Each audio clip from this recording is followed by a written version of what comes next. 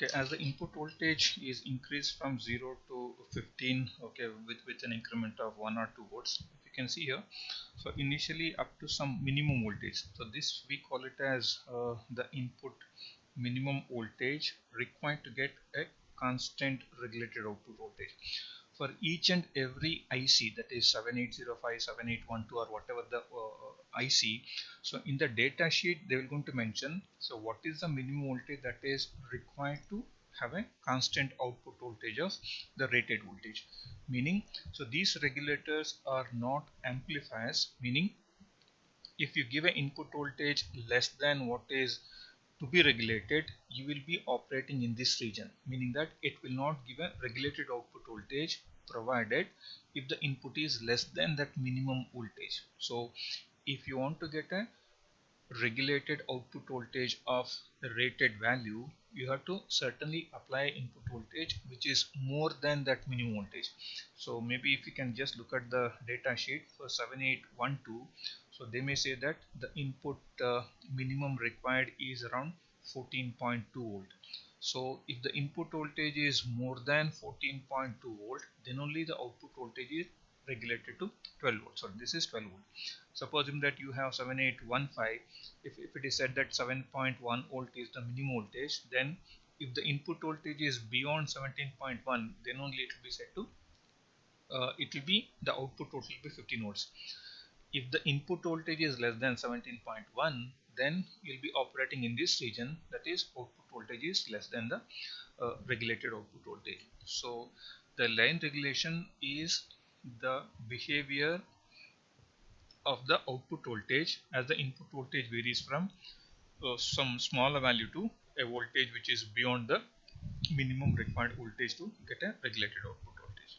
So this way we can able to see how does this will going to regulate, because why it is called as regulatory is, you can see any voltages beyond that minimum voltage, you can see it's get regulated. The output voltage is constant at 5 volt in this particular case. This can be 5, 12, 9, it can be any voltage.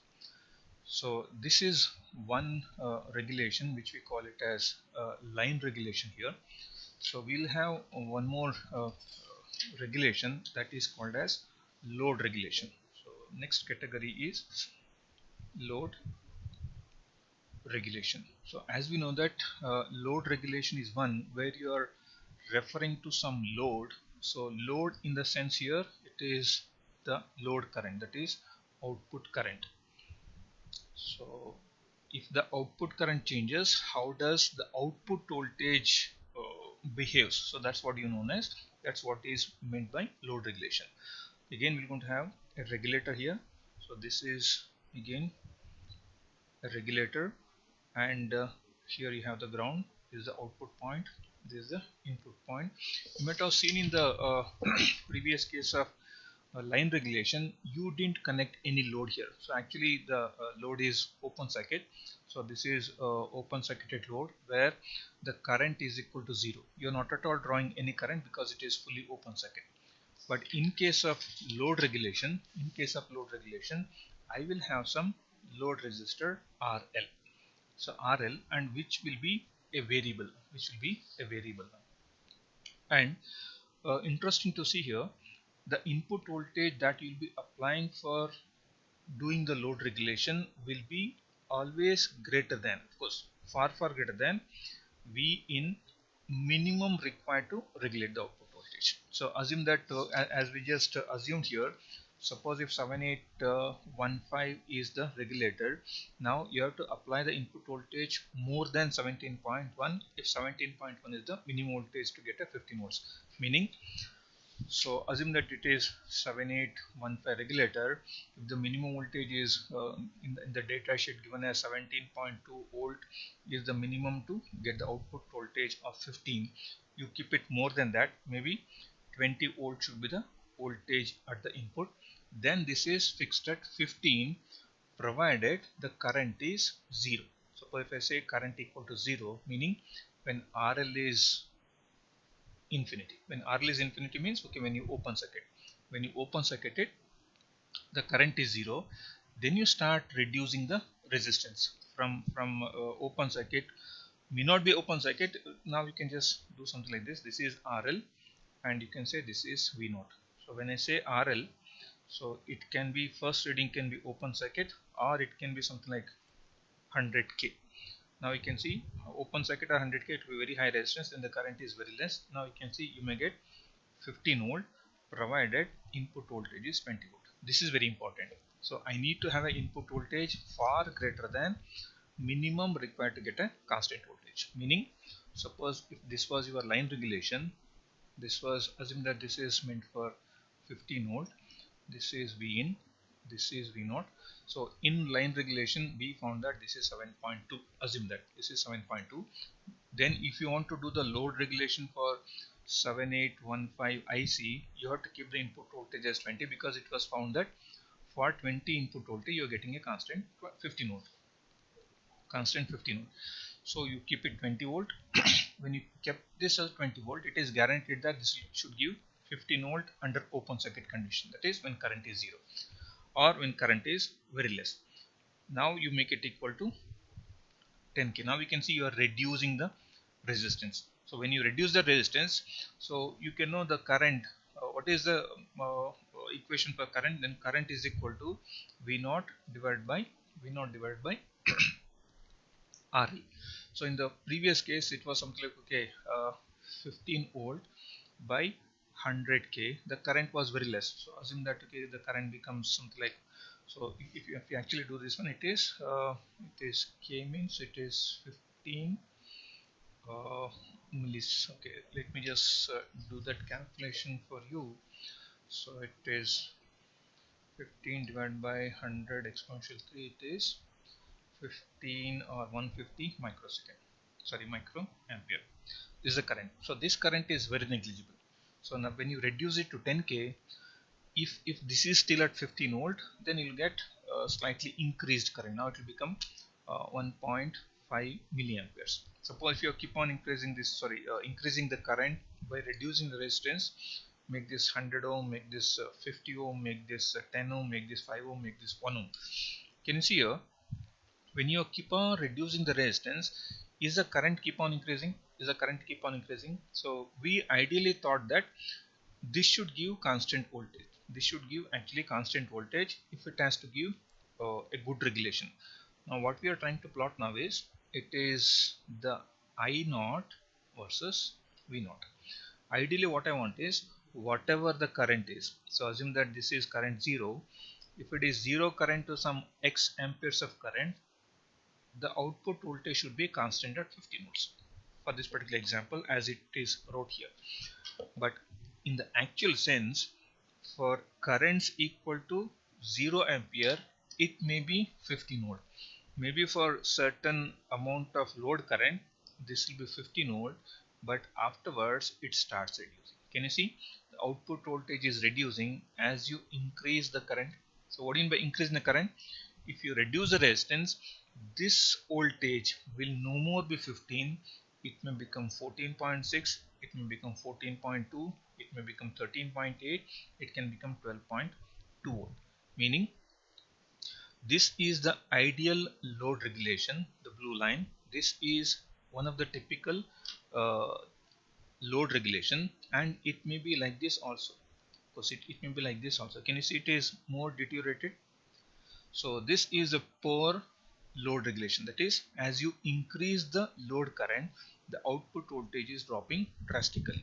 So this is typically what happens, but ideally it should remain constant. So while performing the experiment, what we should do is keep the input voltage more than what is minimum required, and then keep reducing the resistance, see what is the output voltage, whether it remains at 15 volts or will it come down less than 15 volts as you increase the current, that is reduce the resistance RL.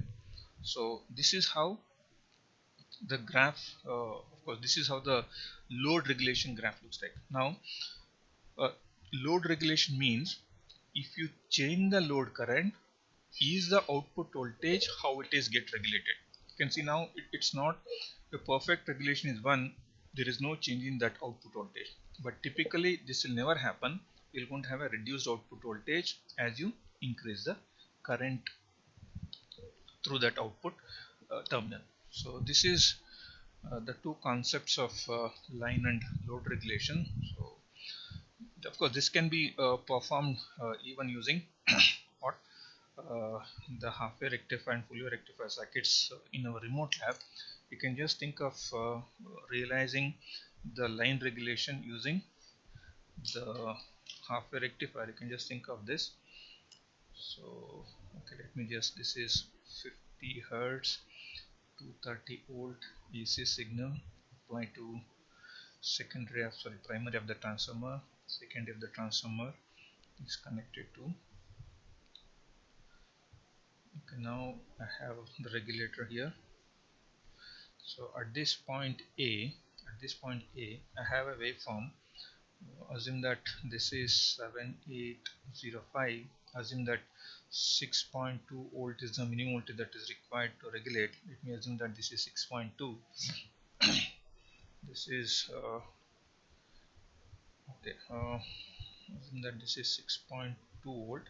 So I want to get a voltage of 5 volt as the regulated voltage. So what will happen is so now this is my input waveform. So my input waveform will be, so if you consider this as your input waveform, this is your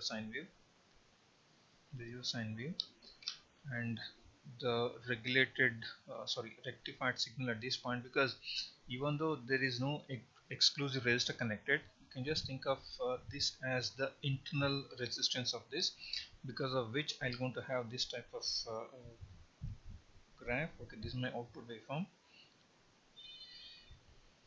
at this point.